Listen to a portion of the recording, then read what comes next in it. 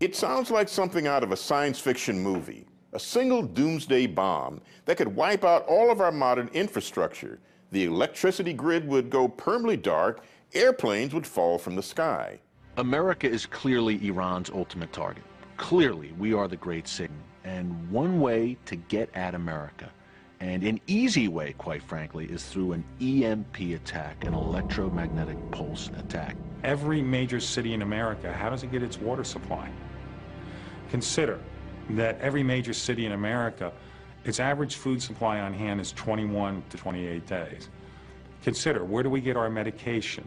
Consider what happens in nursing homes and hospitals. What happens to our transportation grid?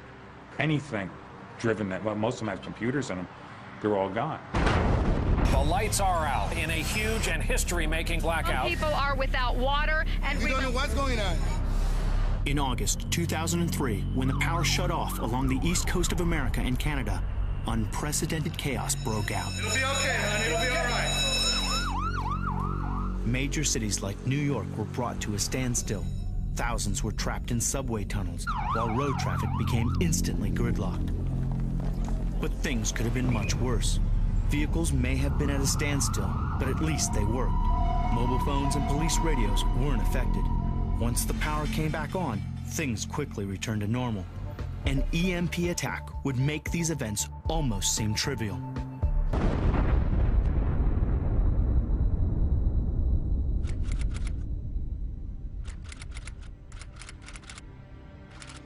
So we've known about the capability of EMP. The first study had the commission headed by Roscoe Bartlett, Republican out of Frederick, Maryland, 2004. Testimony in that study indicated 90%, let me repeat that, 90% of all Americans will die within 12 to 18 months after an EMP event. This study was done in 2008. Has anything been done since? No. However, there was an attempt to protect Americans in early 2010 when House Bill 5026 was introduced. The law would have authorized the federal government to take emergency measures to protect the U.S. power grid from solar flare and EMP weapons. It passed the House of Representatives by a unanimous voice vote in August that year. However, Alaska Senator Lisa Murkowski helped kill the legislation in favor of a clean energy bill backed by Senate Democrats.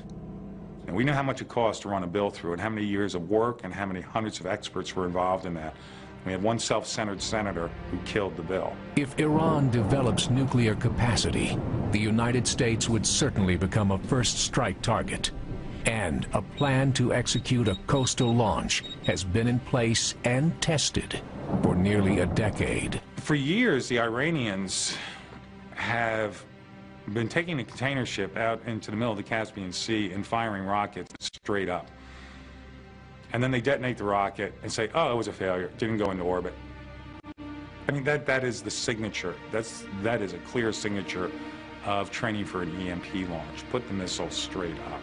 They said that America should not be surprised if their vessels find their ways into the Atlantic Ocean and get close to the Gulf of Mexico and strike America. Get that container ship 100, 200 miles off the Gulf of Mexico. Doesn't need any sophisticated guidance system, anything like that, for precision impact.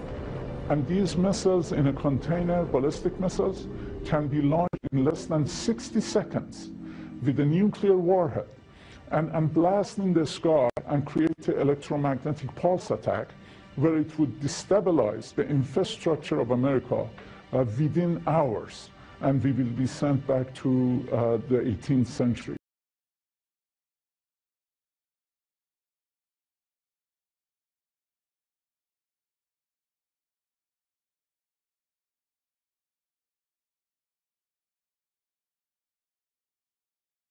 Hello everyone, this is Greg. It is February 19th, 2014. I have made what I hope is a Faraday blanket. What I did was I took 3 layers of just standard foil and wrapped it up into, taped it together and wrapped it up into this blanket. I have a radio inside that's on. And You can see that it works very good. And regularly helps keep your vehicle running at peak performance. You still need to insulate the unit and turn it off. And so this is how you test the blanket itself. There probably isn't $1 in tape and foil. Just make it 3 layers thick. Make sure you insulate what you're putting in it, either a radio. What I have in this one is a laptop.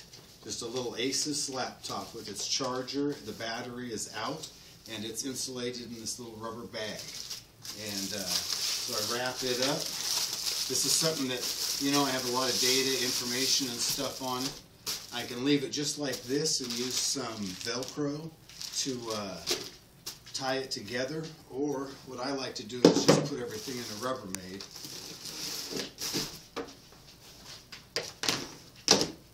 And that way it's easily accessed if I want to use it. And then when I put it away, I know that I have a reasonable expectation that it will work when I pull it out. You can do this with, well, virtually anything. Just test it with a radio, okay? And make sure it's insulated. Never have like this radio in that wrapped up in the foil without a cover over it with the antenna touching it. That might be enough to send a surge through it and burn it out. It needs to be insulated, so make sure you have a cover over whatever it is. All right, thank you. I hope this helps. You have a great day. Bye-bye.